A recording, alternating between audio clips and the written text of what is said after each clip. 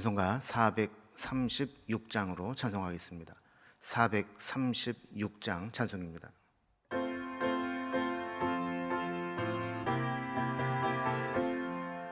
나 이제 주님의 새 생명 얻은 몸, 옛 것은 지나고 새 사람이로다.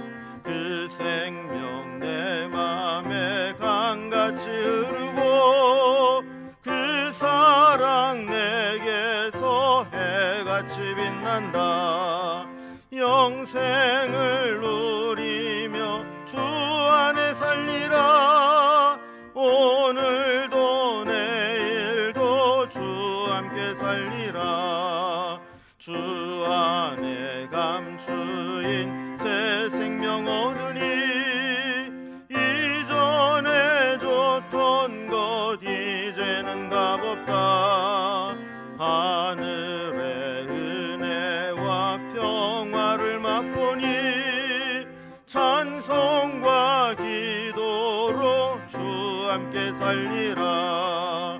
영생을 누리며 주 안에 살리라. 오늘도 내일도 주 함께 살리라. 산천도 초목도 새 것이 되었고 죄인도 원수도 친구로 변한다. 새 생명 얻은 자 영생을 누리니 주님을 모시 새 하늘이로다. 영생을 누리며 주 안에 살리라. 오늘도 내일도 주 함께 살리라. 주 따라가는 길 험하고 멀어도 찬송을 부르며 뒤따라가리라. 나 주를 모시고 영원히 살리라. 날마다 섬기며 주 함께 살리라. 영생을 누리며 주 안에 살리라. 오늘도 내일도 주 함께 살리라.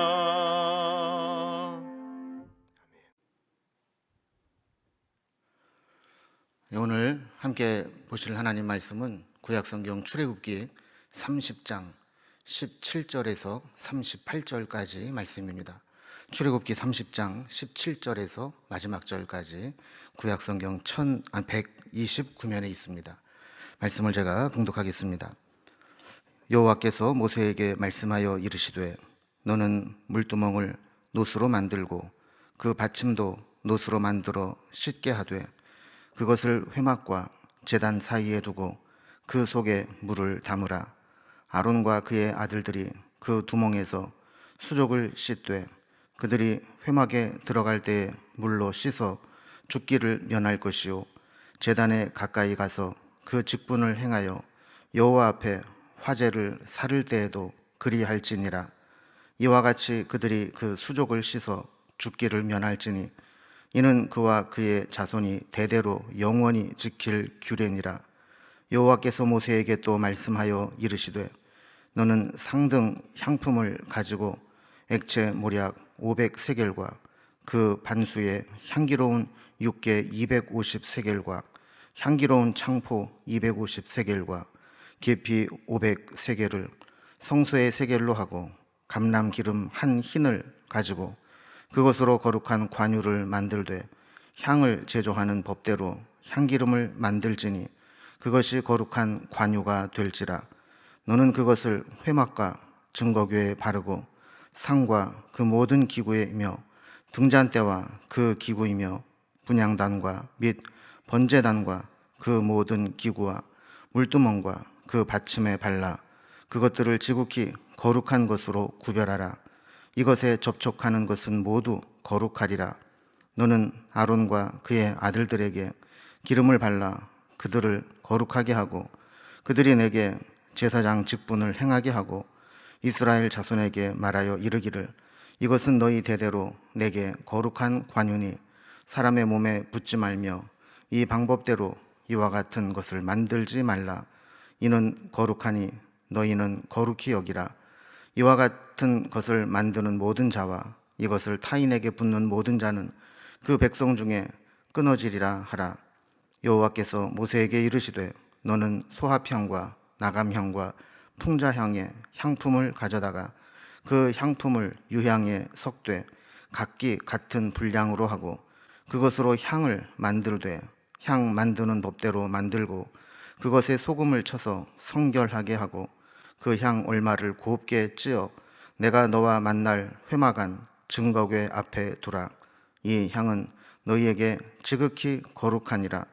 네가 여호와를 위하여 만들 향은 거룩한 것이니 너희를 위하여는 그 방법대로 만들지 말라. 냄새를 맡으려고 이 같은 것을 만드는 모든 자는 그 백성에서 끊어지리라. 아멘. 하나님께서 우리에게 주신 이 제사 제도는 죄인인 인간이 거룩하신 하나님께 나아가는 길을 열어놓으신 제도입니다. 아무리 중보자로 세우고 위임받은 제사장이라 할지라도 하나님 앞에 나오기 위해서는 하나님이 정해놓으신 절차와 또 규정을 준수해야 합니다. 그래서 하나님은 이 제사를 드리기 위한 성막에 필요한 것들을 구체적으로 말씀해 주셨고 오늘은 그 중에 이 성막의 기물 중에 이 물두멍의 제작법과 용도 그리고 관유롯을 향유를 만들 때 사용하는 규례 그리고 분향단에 사용할 향의 제조법과 주의사항에 대해서 말씀하고 있습니다. 오늘 본문을 절별로 다시 구분을 좀 해보면 먼저 17절에서 21절까지는 물두멍의 제작법과 사용법 그리고 22절에서 33절까지는 관유의 제조법과 사용법 그리고 34절에서 38절까지는 향의 제조법과 주의사항 이런 내용으로 되어 있습니다. 자, 먼저 물두멍의 제작법과 사용법에 대해서 한번 살펴보도록 하겠습니다. 제사장은 지난번 살펴본 것처럼 위임식을 통해서 이미 거룩함을 받았지만 그렇다고 해서 그가 영원히 완전히 거룩한 것은 아닙니다. 제사장도 인간이기 때문에 살아가면서 이 몸과 마음과 영혼이 더럽혀지게 됩니다. 그래서 하나님은 성소에 들어오기 전에 그리고 제사를 집례하기 전에 물두멍에서 먼저 손을 씻고 들어오도록 하셨습니다. 18절 말씀에 보면 너는 물두멍을 노수로 만들고 그 받침도 노수로 만들어 깨끗하게 하되 그것을 회막과 제단 사이에 두고 그 속에 물을 담으라 그랬습니다. 물두멍은 이제 현대인의 성경에 보면 이 널쩍한 물통 이렇게 번역이 되어 있습니다.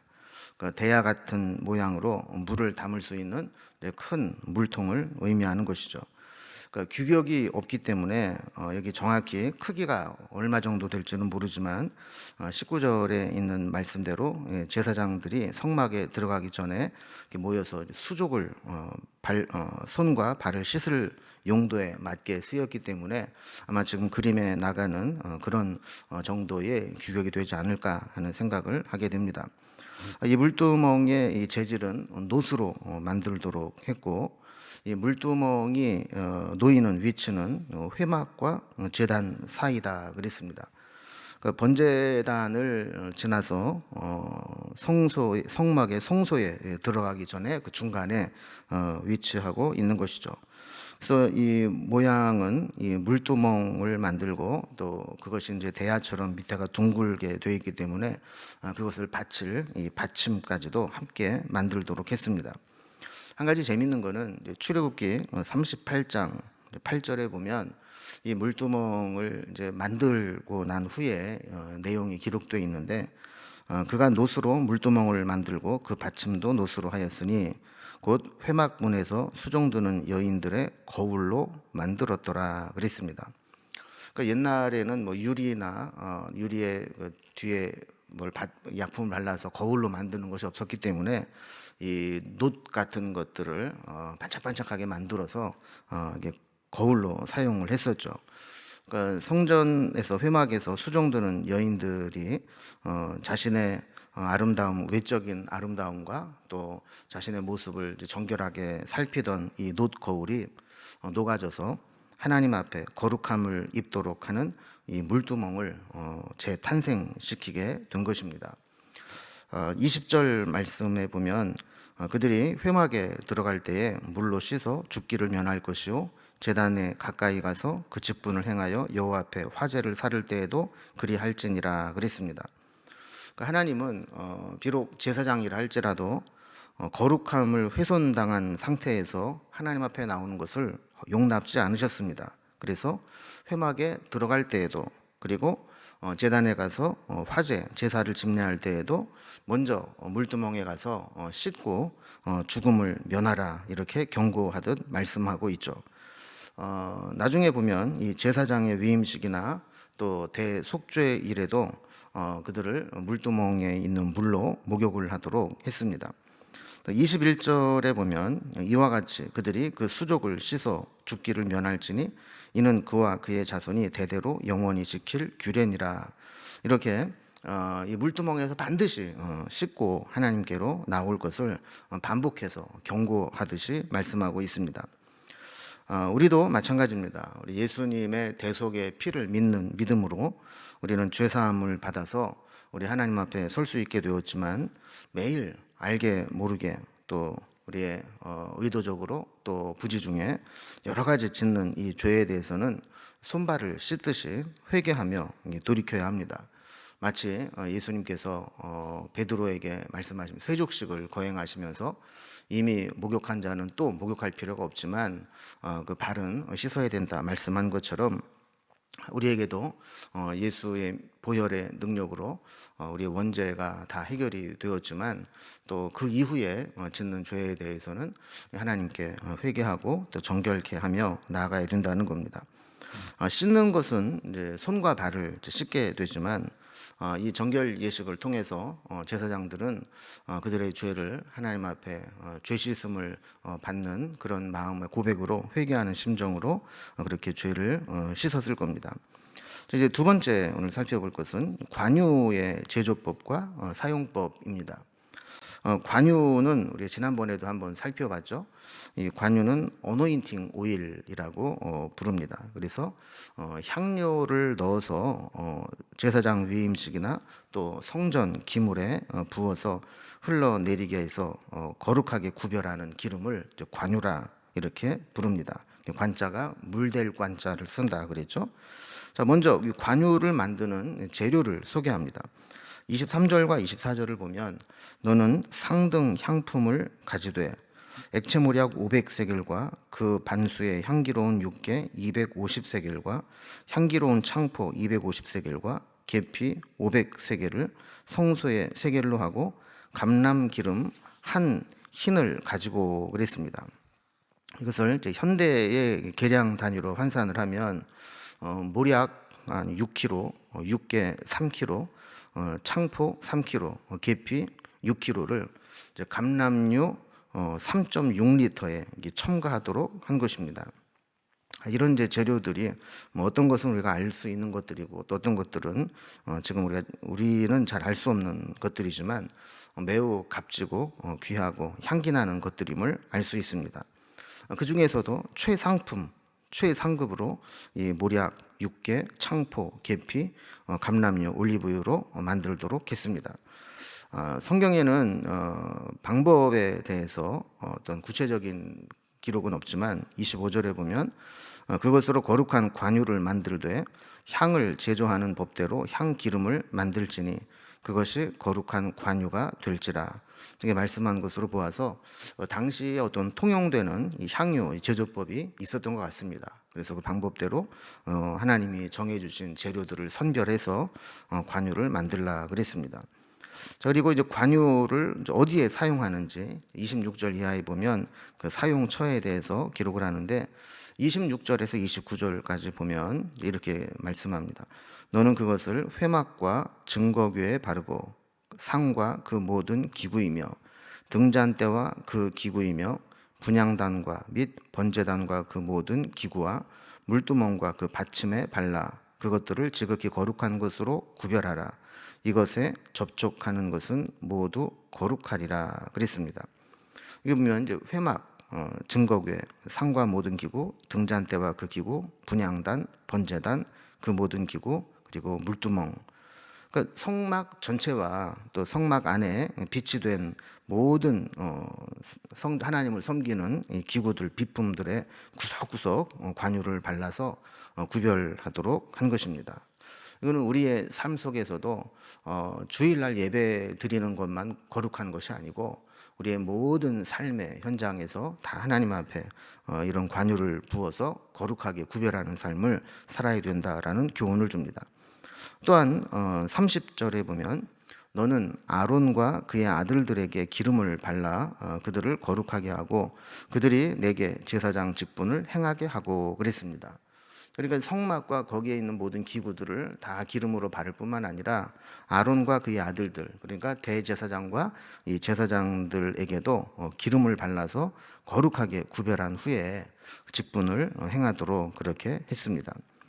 이렇게 기름을 바른 후에야 성막의 기능이 수행되도록 했는데, 이 말씀들을 이렇게 보면 하나님의 일을 하는 데는 능력보다 거룩함이 더 먼저고 더 중요하다라는 것을 깨닫게 됩니다. 아무리 귀한 일, 아무리 하나님의 거룩한 일이라 할지라도 그것을 집행하는 사람이나 그것을 또 하는 모든 기구가 거룩하지 못하다면, 정결하지 못하다면 그것은 사용될 수 없다라는 것입니다. 그래서 29절에 보면 이것에 접촉하는 것은 모두 거룩하리라 그랬습니다. 그러니까 우리가 거룩해서 하나님 앞에 설 수 있는 것이 아니라 하나님이 정해 주신 관유를 부어 바를 때 하나님이 거룩하게 여겨 주신다라는 겁니다. 전에도 설명을 드린 것처럼 사람은 정결함을 받았어도 부정한 것에 접촉을 하면 부정하게 되지만 하나님께서 정해 주신 이 관유를 바른 것은 우리가 부정해도 그것을 관유를 바를 때 우리는 거룩하게 구별된다라고 말씀하는 거죠. 32절에 보면 사람의 몸에 붙지 말며 이 방법대로 이와 같은 것을 만들지 말라. 이는 거룩하니 너희는 거룩히 여기라 그랬습니다. 그러니까 이런 이제 관유를 만들어서 하나님의 성전과 주의 종들을 거룩하게 구별하는데 그것이 아무리 좋아 보이고 아무리 그것이 귀해도 사람이 하나님이 정하지 않은 것에 절대로 사용해서는 안 된다는 겁니다. 그래서 이것은 오직 하나님께만 사용할 수 있도록 드려야지 사람이 임의대로 만들지도 말고 사용해서도 안 된다라는 말씀을 합니다. 33절에 보면 한 번 더 강조하시면서 더 큰 경고의 말씀으로 금하고 계시죠. 이와 같은 것을 만드는 모든 자와 이것을 타인에게 붓는 모든 자는 그 백성 중에서 끊어지리라 하라. 그러면서 하나님께 드린 것은 하나님께만 사용하도록 특별히 구별하는 것을 보게 됩니다. 자, 마지막 세 번째로 향 제조법과 주의사항입니다. 지난번에 살펴본 것처럼 성소 안에 들어가면 그 지성소와 성소 사이에 휘장이 있고 그 휘장 바로 앞에 분향할 분향단이 있다 그랬지 않습니까? 이 분향단에 이제 분향할 향을 만드는 방법을 먼저 이야기하는데 34절에 보면 그 재료가 나옵니다. 34절입니다. 여호와께서 모세에게 이르시되 너는 소합향과 나감향과 풍자향의 향품을 가져다가 그 향품을 유향에 섞되 각기 같은 분량으로 하고 그랬습니다. 여기에 소개된 재료들은 다 고가의 귀한 재료들입니다. 소합향, 나감향, 풍자향, 또 유향 이런 것들은 우리가 좀 잘 쉽게 이해가 안 되는데 현대인의 성경에 보면 모략과 섭조개 가루와 페르시아 수지와 순수한 유향이라 이렇게 말씀하고 있는 것을 보게 됩니다. 그래서 지금 우리는 이렇게 밀접하게 쓰고 있지 않는 것들이지만 그 당시에 이렇게 향기롭고 또 향을 만드는 데 사용했던 것들이 있던 것을 보게 되죠. 여기에 한 가지 또 추가되는 게 있습니다. 35절에 보면 그것으로 향을 만들되 향 만드는 법대로 만들고 그것에 소금을 쳐서 성결하게 하고 그랬습니다. 자, 여기 보면 이런 재료들에게 소금을 또 쳐서 구별해라 이렇게 말씀을 하죠. 향을 만드는 방법에 대해서도 아까 관유를 만들 때와 같이 어떻게 만들어라는 이제 제조법은 나와 있지 않습니다. 그렇지만 아마도 당시에 또 통용되는 방법이 있었을 것이라고 보는 겁니다. 전에도 살펴본 것처럼 향이라고 하는 것은 성도들의 기도라 그랬죠. 자, 이렇게 귀한 이 재료들을 가지고 또 소금으로 정결하게 구별해서 이 향을 만들라 하는 것은 우리의 기도가 거룩하게 구별되어야 되고 가장 아름답고 귀하고 향기로운 언어로 하나님께 올려드려야 된다라는 것을 의미하는 겁니다. 자, 그 다음에 이 향의 보관 방법입니다. 36절에 보면 그 향 얼마를 곱게 찌어 내가 너와 만날 회막안 증거궤 앞에 두라. 이 향은 너희에게 지극히 거룩하니라 그랬습니다. 그러니까 아까 말씀드린 이 재료들을 가지고 잘 섞어서 곱게 빻은 후에 이것을 이제 향불에 넣어서 향기가 나도록 했는데 그것을 만들어서 어디다 보관하느냐 하면 회막 안 증거궤 앞에 두라 그랬습니다. 그러니까 회막 안 증거궤 앞, 이거는 사실 분향단이 있는 자리입니다. 그러니까 분향단이 있는 자리 아마 옆 어디쯤에 그 향을 이제 보관하고 다른 곳에 유출되지 않도록 그렇게 했던 것 같습니다. 37절과 38절에 보면 네가 여호와를 위하여 만든 향은 거룩한 것이니 너희를 위하여는 그 방법대로 만들지 말라. 냄새를 맡으려고 이 같은 것을 만드는 모든 자는 그 백성 중에서 끊어지리라 그랬습니다. 그러니까 하나님은 하나님께 드려지는 것에 대해서 아주 철저하게 독점권을 주장하십니다. 방법은 알려주셨는데 이 방법대로 밖에 나가서 임의로 사람을 위해서 사용하도록 만들지 못하도록 한 것이죠. 그러니까 하나님을 위해서 구별된 이런 향이나 또 관유나 이런 것들은 오직 하나님께만 위해서 사용하도록 한 것이지 그것을 사람을 위해서 사용하지 못하도록 막으신 겁니다. 사람의 교만은 항상 하나님의 것을 가로채고 하나님의 자리에 오르려고 하는 그런 이 교만과 죄성이 있기 때문에 이런 규정을 만들지 않으면 아마도 제사장이라든지 또 힘 있는 사람이라든지 이런 사람들은 그 이야기를 듣고 야 그거 좋다는데 우리도 그 기름 발라가지고 관유 만들어서 우리도 좀 몸에 바르면 좋겠다. 또 집에 그 향을 피워서 좋은 거룩한 냄새를 우리도 맡으면 좋겠다. 이렇게 하기 쉽다라는 거예요. 그래서 하나님은 이런 일이 생기지 않도록 철저하게 만들지도 못하게 했고 사람에게 사용하지도 못하게 한 겁니다. 하나님의 일을 하는 사람들이 특히 조심해야 할 것은 내가 열심히 했다고 해서 또 내가 어떤 성과를 냈다고 해서 하나님이 받으셔야 할 영광을 내가 대신 받으려고 해서는 안 된다는 겁니다. 사람은 뭐 인정받고 싶고 칭찬받고 싶고 또 존경받고 싶고 영광받고 싶은 그런 이제 욕구가 있기는 하지만 그렇다고 해서 하나님이 받으셔야 될 영광을 내가 가로채면 안 된다는 것이죠. 또한 우리가 하나님께 드려야 될 헌금이나 하나님께 드려야 될 헌신이나 하나님께 드려야 될 영광 이런 것들은 철저하게 하나님께 돌리고 나는 감추고 나는 하나님 앞에 아무것도 아닙니다 라는 고백을 해야지 내가 뭘 좀 했다고 해서 그것을 막 과시하고 내 업적으로 내 치적으로 남기려고 하고 영광을 내가 받고 안 알아주면 또 왜 안 알아주냐고 이러면 안 된다는 거예요.